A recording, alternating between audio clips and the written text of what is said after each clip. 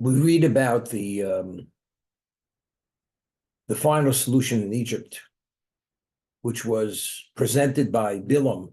Bilam was one of the three advisors to the Pharaoh, that he was concerned that the Jews are proliferating at such a rate, ultimately, they're going to join forces with their enemies and drive the Egyptians out of Egypt.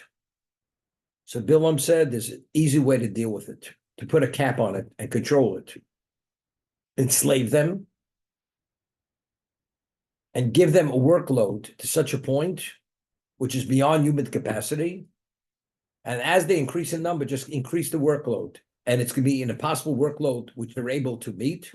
And ultimately, we're going to work them to death. So as long as we could work them, we'll have the value of the labor force.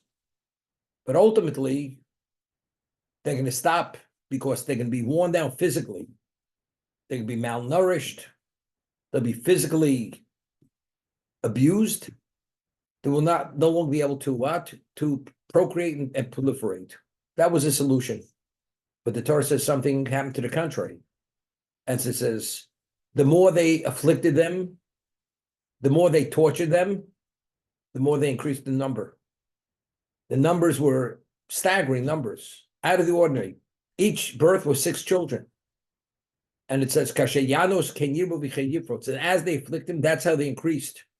So as they increased the workload, there were children born to be able to pick up the slack. So it was a point of no return. As much as they did, they were actually digging their own grave deeper and deeper. So the Maharal of Prague explains that Paro did not understand the true nature of the Jewish people. The essence of the Jewish people are spiritual. Our innate value is spiritual. We happen to function in a human context. So our humanism, our physicality, interferes and limits our spiritual ability. But what is primary in a Jew? Primary in Jew is his soul, is his spirituality. Why can't we embrace spirituality to a greater degree? Because we're locked into this physical existence, the physical body. So a person who's truly physical, and the basis for his existence is his physicality, and his soul is only the basis for his life, being alive. But that's not his essence. So the more you will wear down the physicality, the less prolific you become. But the Jew, who his essence is not his physicality, his essence is his spirituality. So the more they wore us down physically, the more prominent we became spiritually. Therefore, the more they tortured us, the more they abused us, as a result of that, we proliferated into a greater degree.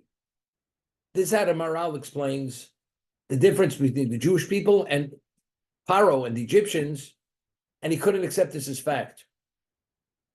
Normally, how do you quantify a person's value? By his national gross product. What you're able to produce, that's what you are. What is your innate value? What you can produce in the material. Paro originally, when he enslaved us, it says we fortified 2 cities, which they had to be fortified, Pisum and Ramses, 2 Egyptian cities. And the Medrash says, as we completed building those cities, they crumpled. They crumpled to dust. Paro was going to prove his point. We were there. All of a sudden, it just crumbles to dust.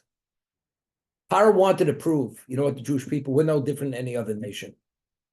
Our value is our production level, what we're able to produce. God says, that's not the Jewish people. The Jewish people cannot be quantified.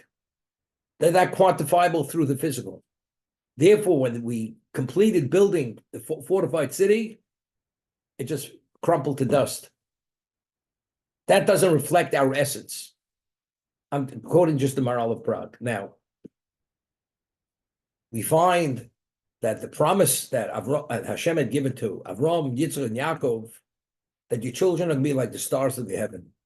And as you're not able to count the stars in the heaven, your children will not be able to be counted. They're unquantifiable. Now, have we ever reached that number? Did we ever reach that critical mass? Never. So what it means will be like the stars in the heaven. What it means, we're not talking about quantitative, we're talking about qualitative. What is the innate value of one Jew? The innate value of one Jew is the equivalent of the all existence. As a result of that, just as you cannot come upon the numbers of stars, it's beyond human capacity. The only one who knows the innate value of a Jewish soul, is only God himself. So that is the comparison to what? To the stars of the heaven. The Jewish people are unquantifiable number. You cannot quantify them. And therefore, the Talmud tells us, if you save the life of one Jew, it's like you saved the whole world. Because in the innateness of the spirituality of a Jew, he's the equivalent of the whole world. Somebody many years ago asked me a question. Person who believes in God and understands everything is based on reward and punishment. God wills this existence. Terrestrial, celestial, the galaxies, everything that's needed for it to function. And you had this question they asked me 25 years ago. You have billions and billions of people in this world. Today, you have more billions. Does it make sense for God to maintain and will this existence for a handful of tzaddikim? How many tzaddikim are? How many devoutly righteous people are? Doesn't make sense. It's not worth the return. Everybody should talk. What's the return? It's not worth the return. For 5 tzaddikim, to maintain. My chain came off my bicycle. Can I use a napkin? Can I use a napkin? So I asked them, I said, at that time, this person had 25,000 employees, working 3 shifts a day. I said, let me ask you a question. Your wife, you have 3 children. You mean to say, have all this production, 25,000 people with a payroll that you pay. You mean for 5 people, you maintain such a workforce, have all these different companies. So what's your answer? It's my family. For my family, if I'd have to have 50,000 people, I have 50,000 people working. Why? Because you appreciate the innateness of what your wife and your children are. If you would understand to what degree Hashem values what a tzaddik is, and you would understand it's worth for the world to exist for one tzaddik. And it's based on a verse. The verse says, tzaddik yisod olam. That one tzaddik is the foundation of all existence. It's worthwhile to have all existence for one tzaddik. So if you have more than one tzaddik, let be a handful of tzaddikim, it's definitely worth it. Because again, what is the Jew? The Jew is not his physical production. The Jew is the innateness of his soul and what he produces in the spiritual realm, which is something we cannot imagine or relate to. That's the dimension of what that is. So the essence of the Jew is what? Is his spirituality. His physicality is only the context in which he finds himself. You put on tefillin. You put tefillin on your arm, on your head. They have to be shaped a certain way. It has to be made of certain material. It's a positive commandment. And God says that's the insignia of the Jew. You have a sign on your hand, frontlets on your top of your head. You have the covenant of the circumcision. This is the profile of a Jew. The gift of the Shabbos was given only to the Jew. The Jew observes the Shabbos. It's a testament to the world that God's the creator. And the Jew being the chosen, being his representation of this existence, we have to be that testament. You have certainly say Talmud Torah Keneged Kulam. The study of Torah is the equivalent of it. It's innate spiritual value. One word is the equivalent of all 613 commandments. But it's one word. Because if you would only understand the innate value of that one word in terms of the forces that it activates,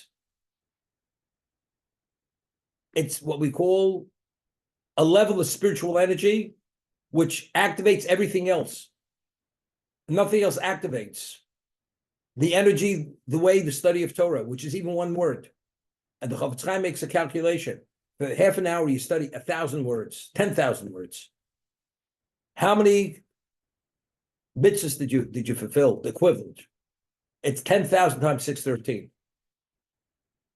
So if a person chooses not to, because he has other priorities, could you imagine, the boy who put his finger in the dike to prevent the city from being inundated? If he wouldn't have put his finger in the dike, and he could have put it, what's the claim against it? Very serious claim. You could have saved the world. You could have once you put your finger in that dike. If the energy which Torah generates, it's an energy which creates a level of purity and clarity and power, empowers the spiritual representation of the world and God's glory. I prefer to do other things. It's not my cup of tea. I prefer to take a hike. We're going hiking today. Like they say, take a hike. It's one of those kinds of things. So what is the claim against that person for doing other things rather than doing what you should do? Well, you could have, and you chose not to. It's not because you needed the relaxation. You needed the sleep. You needed the break. Because you don't value it sufficiently. It's not part of your so-called your equation. It's not important enough in your life that you should invest time in that. God says it's not important enough. It's the utmost importance. Since who dictates what is and what's not? God sets the terms. You think we set the terms. There was just an interview. One of the hostages of October 7th that was saved, which they let go a number of months ago, they interviewed him, and he said, I've learned a lot. When they took me hostage and what they did to the community. Why? What did he learn? That community initially was the most left-wing, progressive, pro-Arab community in Israel. They want to live in peace with their brothers, so to say. He says, did he learn a lesson? The way they treated him, and the way every Gazan, every one of them, even the citizenry, the level of hate, he says from the time that small children, they already teach them and inculcate them to kill as many Jews as they can. That's their whole value in life, to destroy the Jewish people. And he said he experienced it firsthand, the most barbaric, the most cruel, something which is at demonic level. He says now he has a whole different understanding of what it's all about. Before that, he believed. He's learned his lesson. Never in his life will he ever go back to that. As much as he wanted to delude yourself, it's not reality. So we believe. I always give the example. Person owns acreage in Texas, miles and miles of farmland. Is a ranch, whatever they call the ranch. 0, plus 0. That's the ranch. And this rancher, because he has so many herds and flocks, he went into the fertilizer business. He accumulated enough manure, nobody could outpace him in manure. And he has a plant, and he's the main fertilizer producer in the world. Okay? Comes up after 120 years before the heavenly court, and they said, so what do you have to show for your life? So he says, excuse me, we're going to have to get a nose plug before I tell you what it's about, before I show you some of my inventory. He says, there's nobody who has accumulated as much manure as I did in 120 years I live. So you tell me, what's your value? Your value is acres and acres and miles of manure. That's your value. But you really what that is? You're known throughout the world because everybody could smell your cologne. You understand? You got it. You can believe what you want to believe. I'm a real estate mogul. I'm a this, I'm a that. You understand? But it doesn't fit God's profile of what success is, you're barking up the wrong tree. You're not where you should be. The essence of the Jewish people is their spirituality. Physicality is only the context of where that's the playing field. That's where we make choices. Okay? Yaakov leaves Beersheba. He's fleeing for his life from his brother because his mother shared with him that his brother is vowed to kill him. He's fleeing. He comes to Mount Moriah. All of a sudden, nightfall comes. He has a dream, which is a prophecy, and he witnesses all the future exiles that Jewish people are going to experience. The angels ascending, descending. The first angel descended this ladder 70 rungs. Each rung represented another year of exile. The Babylonian exile was 70 years. That was the archangel of Babylon. Then the angel of Persia and the Medes, they ascended so many rungs and then came down to indicate how many years it would be under their dominion. Then he witnessed the archangel of the Greeks. This is the story of Hanukkah. How many years we were under their heel? And then finally, the angel, which represents the Edomites, this angel just kept ascending and ascending and ascending. It's not coming down. This is the ultimate exile. And we still experience this exile. The Romans destroyed the second temple. We haven't seen the end of it yet. And Yaakov was terrified. God says, if that angel doesn't come down, I will take him down. You have nothing to worry about. Okay? And then he says to Yaakov in this prophecy, in this dream, Voyazarcha kafar oretz. Your children will be like the dust of the earth. Ufarat the yom of and you will spread in all directions. You know, you say like you're the stars of the heaven. That's something which is distinction. The stars, it's beyond everyone's reach. You're like the sand on the beaches. Sand, dust. Dust has a connotation, doesn't have much value, dust. So what is the blessing that will be like the dust of the earth? So one interpretation of the Midrash is this, very interesting interpretation. There's a Midrash which cites a verse that the Jewish people are referred to as a boulder. Even Yisrael, Even is a rock, the rock of Israel. And the Midrash says, why the Jewish people compared to a rock, a boulder? So the Midrash says in the Middle Ages, or even before the Middle Ages, used to have people, they were called he-men, very powerful people, and they would have a contest. And if you would lift this boulder above your head, you'd win a purse of gold. And it was a challenge because this boulder was such a large boulder that when you lifted it up to a certain point, if you weren't able to throw it beyond you, you were crushed by the boulder. If the person started to falter as he held it and he couldn't push it away from himself, he'd be crushed by the boulder. Hundreds and hundreds of years, thousands of years, this purse of gold wasn't won by any one of these superhuman people. Why? Because they lifted it to a point, and when they tried to push it away from themselves, they were crushed by the boulder. What's Jewish history? Every nation that enslaved us, that tried to destroy us, every civilization, whether it's the Babylonians, whether it's the Medes, the Greeks, the Persians, they tried to destroy us, but they were destroyed through us. We were the boulder that crushed them. And ultimately, the Edomites, they're going to be crushed. They were all in the dustbins of history, every one of these civilizations. So these civilizations that tried to destroy us, they were destroyed through us. That's the Midrash. That's why the prophet refers to the Jewish people as Even Yisrael, the rock of Israel. Speak of the rock of Gibraltar, the rock of Israel. Okay?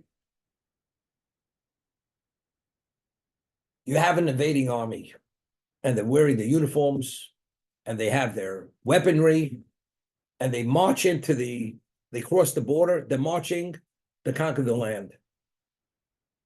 As they come and they march, what happens?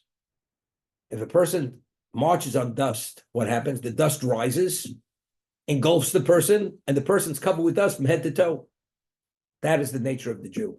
Your children will be like the dust of the earth, that those who trample on them, rather than we being trampled, through us they will be destroyed. They'll be engulfed by this dust, and we will destroy them. Through us, they will be destroyed.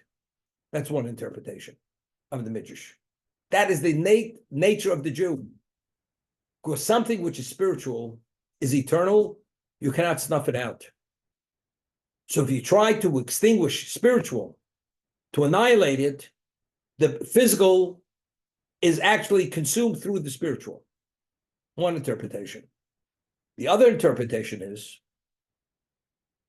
if you have dust and the wind comes, what happens? It blows the dust in every direction. What about if you take water and you intermingle it into the dust? Then it becomes substance. Then, even if winds come, because now it's mud or it becomes cement, it remains secure in place. Now, based on many verses, the Torah is compared to water. Water. The Talmud quotes 20 psukim from prophets. When you're thirsty, go to the water. Whoever's parched, go to the water.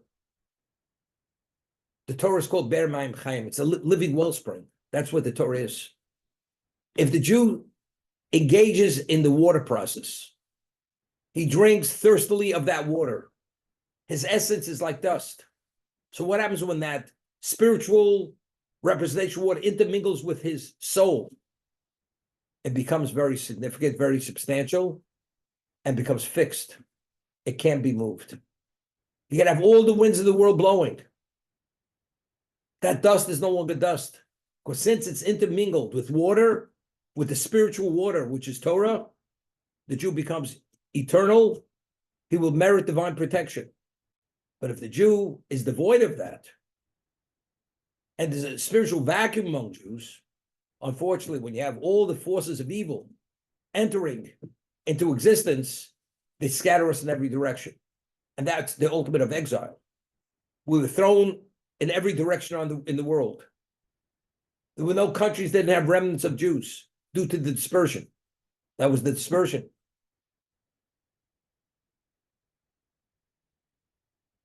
Read about the Spanish Inquisition.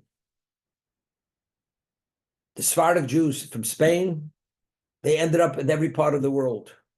They even went to South America, to Central America, Portugal, Middle East, North Africa. This was all the consequence of what? Of the Inquisition. Because the Jews, many of them became more Spaniard than Jewish. The Jews who became the Marranos, they weren't willing to forego their positions of power and wealth, and they lived as private Jews, which was not permitted. And that's why they were called Marranos. Because a Jew has to give his life not to become the Christian. They chose, and they somehow justified it, and private will be Jewish. Will be clandestine Jews. Openly will pray and believe in what they pray. But ultimately, even those Jews, the Inquisition didn't trust them. And many of them were tortured to death. And under torture, they admitted they were Marranos, even though they may have not been. They didn't make a difference. False confessions, they forced out of them. But what is the Jew? The Jew is dust. Unless you add that substance, which is water, which like dust, was scattered in every direction. That's why Yazarcha Kafar Oretz. Now, who's Yaakov? The Torah goes to quantify Yaakov and Esav. Esav is the consummate hunter. He's the man of the field. Yaakov is quantified. Yaakov Ishtam Yoshiv Olim. He's that perfect person who dwells in the tent of Torah. Yaakov is the man of the Torah. His banner is Torah. And because it was that, therefore, he merited to achieve a level of perfection within himself that he fathered the 12 tribes, which King David in Psalms and refers to them as Shiftei Ko. They're the tribes of God. That's who Yaakov is. Therefore, the blessing to Yaakov, since he had the means to achieve that level of permanence through the Torah, which is the spiritual water, your children will be like the dust of the earth. You add the water, you're secure. You're eternal. You don't add the water. You abandon Torah, and you don't allow it to be part of your life, part of your equation, and you live as a physical person rather than as a spiritual person. Now you're putting yourself in a very precarious position that when the winds blow, they can blow you in every direction and scatter you in every direction over the face of the earth.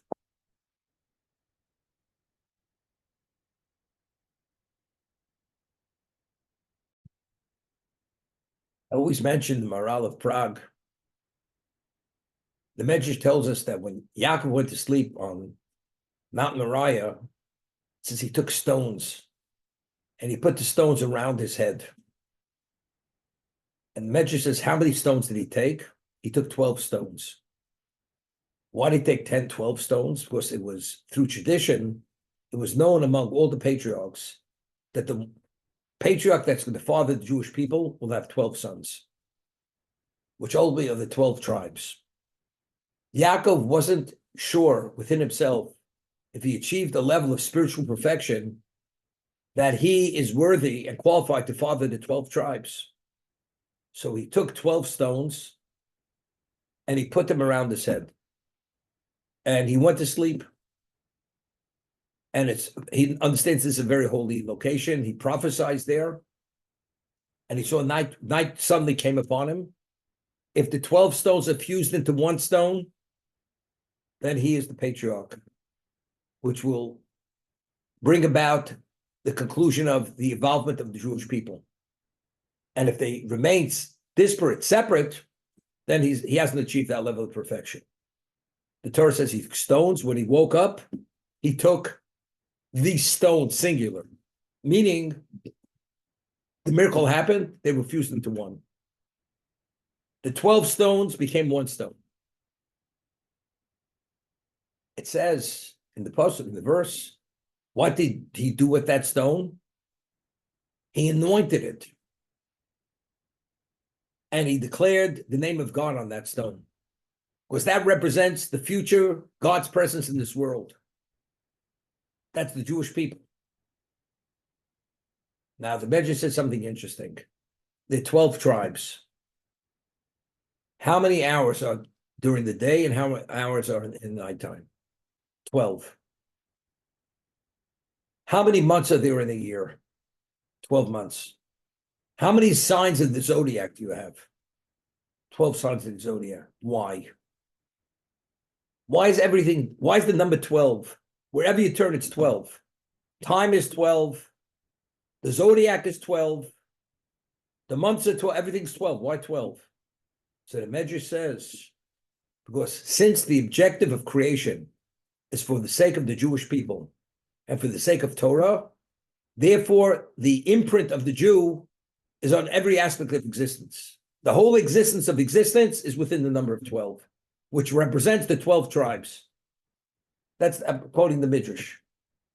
So the Midrash says, what did God do with that one stone, the 12 stones that were fused into one? He sank it to the center of existence, because that's called the Even Apina. That's the cornerstone of existence. The Jewish people, Yaakov's family, are the cornerstone of existence. Everything grows from that. So now I'll mention the Maharal. The Maharal explains that the numerical value of Echod, of one, Aleph Ches Dalet, is 13. That's the numerical value of Echod. Now, factually we find that Yosef was divided into two tribes, Ephraim and Manasseh. So in terms of tribes receiving a portion of the land, only 12 tribes received the portion of the land. Levi who was the most spiritual of Yaakov's children, which ultimately they were officiants of Hashem, they were the 13th tribe. So in all, you had 13 tribes, 12 receiving a portion of the land, the 13th, Levi, not receiving a portion of the land because he's dedicated to the service of Hashem. Now, so how many tribes are there? 13.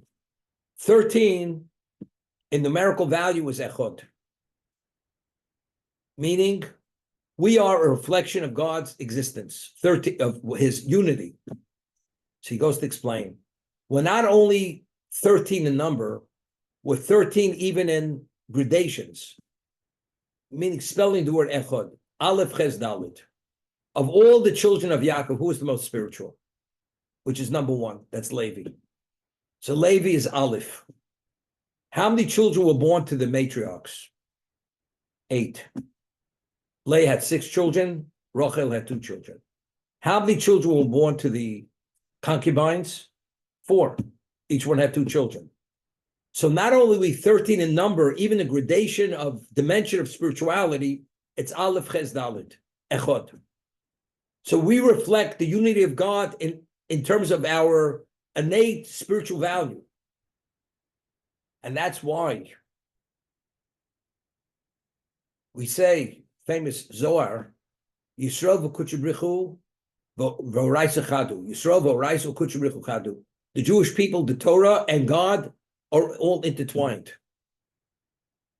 The Torah is Echod. God is Echod, we are Echod. We say the Mincha service on Shabbos, we say, Ato Echod v'shimcha Echod. You are one, your name is one, Umi ka'amcha Yisrael goy echod b'oretz. And who are like your people, Israel? There's only one such nation in the world. So what's the commonality? What's the profile that we all share? Hashem is Echod, his name is one, and we are one. As a result of that, we cleave, and no other nation could cleave for that reason. Because we share exactly that characteristic of Echod, of the unity.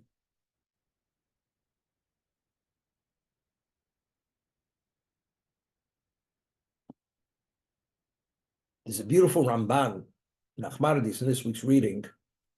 The Torah describes when he had the dream, he saw a ladder. The ladder was secure on the ground, and the top of the ladder went into heaven. And it says, Hashem Omeid Olav. And God stands on top of the ladder, and he says to him, Ushmartichom, I will watch over you. So Ramban says, there's a verse in Tehillim where tzaddikim merit special protection, but who protects them? God commands his angels to protect the tzaddikim. Yaakov didn't need protection from an angel. When Hashem says, when he said he stood on top of the ladder, he says, Ushmarticho, you are with me. And if you're with God, you need no protection. Where I am, where you are, that's where I am. So if that's the case, you need no protection whatsoever. So from this point going on, Yaakov doesn't have to be concerned. Now, Yaakov, there's something which is literally miraculous. We find that Yaakov, he goes to Haran, where he's fleeing. This is the brothers' community, Rivka's brother. He's an evil man. The community are evil. Everything's evil. Idolatry. And yet, Yaakov was able to raise a family. 11 of his children were born there. And everyone was unaffected by the environment of whatever that community was. How's it possible? Somehow it was like a spiritual cocoon that nothing was able to penetrate the insular environment that Yaakov created. How's it possible? We speak the influences of the world. The question is, who's Yaakov? Wherever Yaakov is, that's where God is. Where God is, this deflects anything negative. Therefore, Yaakov was able to raise his children as he raised them in the Holy of the Holies. Because it was the Holy of Holies. Where Yaakov was, that was the Holy of Holies. We find Yaakov spent how many years in Egypt before he passed away? 17 years. The last 17 years of his life, he spent in Egypt. He arrived in Egypt, he was 130 years old. He passed away at the age of 147. We find that when the Torah juxtaposes the portion of Vayechi, which is the closing portion to the previous portion, it's referred to as Parshas Stuma. It's a sealed, the paragraph structure is a sealed portion. Why? So Rashi cites the Midrash, because when Yaakov passed away, as long as Yaakov was alive, we were unaffected by the impurity of Egypt. The moment he passed away, Nistabu Liban Ve'enem Shel Yisrael, the hearts and the eyes of Israel became shut down, became sealed. We became susceptible at some level to the influence of Egypt. We were spiritually compromised. Even though outwardly we didn't sense it, but there already was this decay. There was this diminishment. But as long as Yaakov was alive, not. Why? The answer is because when Yaakov is alive, who is Yaakov? Yaakov, where Yaakov is, that's God's presence is there. And as a result of that, regardless of what Egypt is, Egypt has no relevance to Yaakov or his family. Because he gives off this aura, which is God, and nothing can penetrate those parameters whatsoever. For that reason, this is Ushmarticha b'chol asher telech. I will watch over wherever you go. You have nothing to worry about. We find that when Yaakov fled from Lavan, right? He knew Lavan would pursue him. He wasn't concerned. He fled with all the wealth. Lavan catches up with him, and Lavan was bent to kill Yaakov. He wanted to kill him and destroy his family. God comes to Lavan in a dream. He says, just lay off. I don't want you to touch a hair of Yaakov or his family. And Lavan has the audacity to say to Yaakov, I have the ability, I could have killed you. But your God came to me in a dream and said, lay off. That's what he said. Why wasn't Yaakov concerned? When he fled, we find that when he knew that Esav was approaching him with 400 men, Yaakov was worried. He prepared. First he prayed. Then he prepared for battle. He prayed and prepared a gift. He sent a very valuable gift to try to appease him. Esav he's concerned about. Lavan is not concerned. Why not? Lavan is a formidable foe. He's a problem. So why is he worried about Esav and he's not worried about Yaakov? Lavan Ushmarticha. God says, I'm with you. You have nothing to worry about. With Esav, it's a whole different equation. Because the bracha that Yitzchak gave to Yaakov was, Hakol kol Yaakov yadayim b'nei Esau. The voice is the voice of Jacob. The hands are the hands of Esau. As long as the voice is Jacob is at the level it's supposed to be, you're impervious to Esav. You have nothing to worry. But if there's any shortcoming in your spirituality, then you're vulnerable. Therefore, he's worried about Esav. Even though God's with you, but all this protection is conditional. When it comes to Esav, if you have the upper hand, you have nothing to worry about. The upper hand means you're spiritually sound. But if there's any deficiency within your spirituality, then you're vulnerable to his attack. Lavan had nothing to do with this. God protects me, I have nothing to worry about. He could say whatever he wants. He picks himself up. It's like he's, no worry, no care in the world. But with Esav, it's a whole different story. Shem Yigram Achet. There may have been some kind of a level of deficiency, which is a compromise on Yaakov's part. And therefore, he was worried, prayed, sent the gift, and was ready for battle. But ultimately, it wasn't a problem. A tzaddik's always worried. Maybe he's not enough of a tzaddik. Maybe there's some shortcoming and there's some level of prosecution, which God forbid could undermine. Turned out it wasn't. But a tzaddik's always worried, maybe I could have done better. Maybe somehow I fell short of where I should be.